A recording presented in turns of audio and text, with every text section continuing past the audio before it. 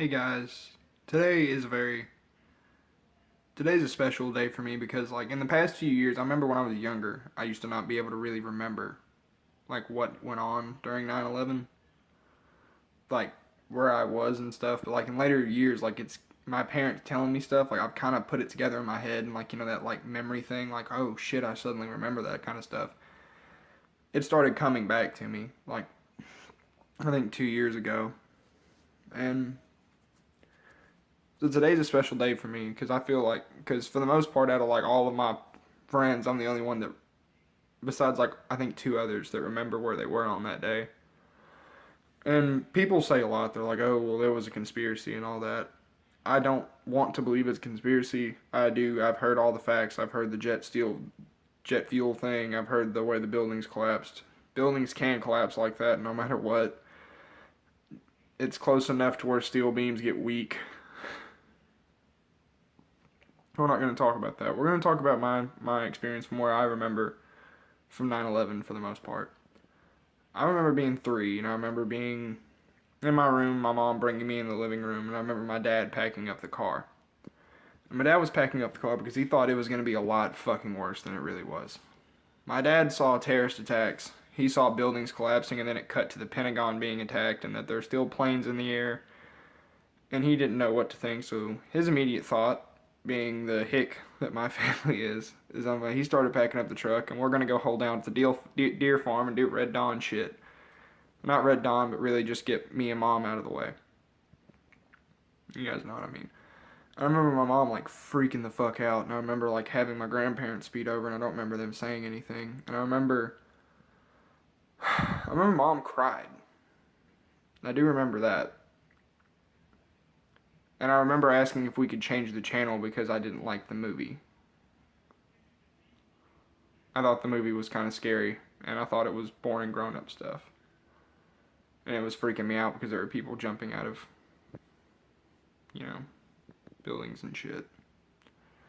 And there's people burning and screaming, and people actually looked really fucking scared. And that was one of the first times in my life that I can recall seeing genuine horror on someone's face, and it's not a good thing. Today is a special day to me because it's also things like terrorist attacks is one of the reasons that pushed me to want to be in my military career. I know a lot of kids that are joining because they say, oh, they talk about Billy Badass shit. I'm gonna be the first guy from Arkansas. Turns out there actually is already one guy from Arkansas that has a Medal of Honor, but they don't know this, and I'm not gonna step on their dreams. So I'm gonna be the first guy from Arkansas to get a Medal of Honor. I'm gonna do all this. I'm gonna do all that. Now I want to do some big boy shit in the Army. I mean, I want to try to go Green Beret whenever I'm fucking 21, but at the same time, like the thing pushing me really is a love of country. For me, I feel like I'm willing to put self-sacrifice above those that I love, and people can say it's a conspiracy all they want. They can say every massive attack on the U.S. is a conspiracy. There's always going to be those people.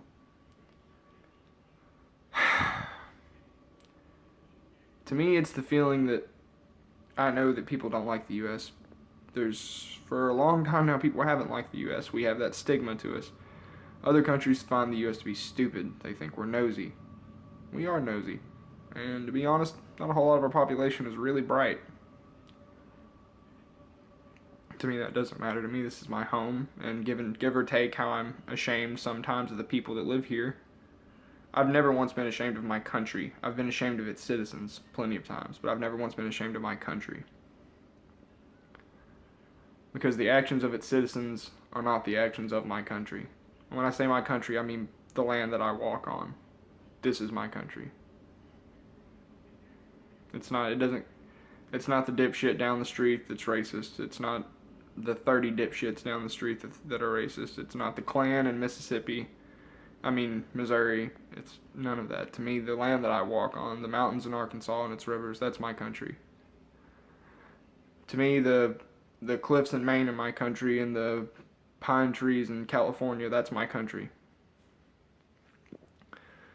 And knowing that people don't like Americans, that's part of my reason. When people don't like someone, and being in high school, and I know politics is different, but sometimes it doesn't fucking feel like it when you watch the news.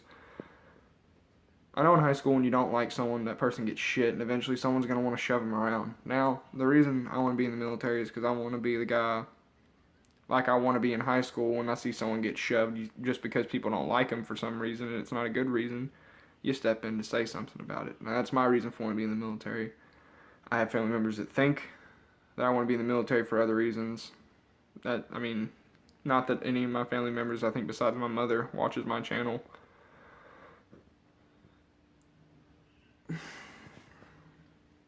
9/11 is a pivotal thing. It's not something I think about a lot when I think about the military, but it's normally when it's this day, it kind of gives me like that motivation, if you know what I'm talking about. It's kind of like seeing a picture of your mom or something at practice or seeing a girlfriend in the stands at a football game. That's kind of what it's like for me whenever 9/11 rolls around every year. It's kind of like, oh man, it'd be cool to be a paramedic in medical school or going to college and this and that, or going to college right off the bat and all this and that. And then right about the time this day will swing around, and I'll kind of like lick my lips and go, yeah, this is what I want to do. Or whenever there's an attack here and it's someone that's motivated against the United States and not someone who just doesn't hate this and that. I mean, school shootings, that's not really what I'm talking about. I'm talking like a dude in Orlando that hated Americans and he hated gays and he hated the freedoms that we give people that are different in America, and so he killed them. It's people that leave bombs at races because they don't like Americans, they don't like us. That's the kind of things that push me. And all those things have their own skeptics. I've heard all the skeptics, and I consider myself an intelligent person. I can consider them. There's definitely some attacks in American soil that I feel are false flag. We're not here to discuss that today.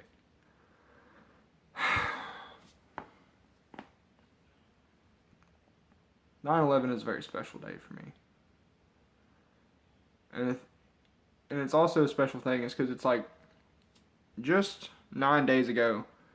Every year I'm one of the happiest people on the planet because it's my birthday, and then just a period of 9 days I like sit and reflect for like hours at a time, and it's creepy. It really is creepy how in just like that short of time you can just go to thinking.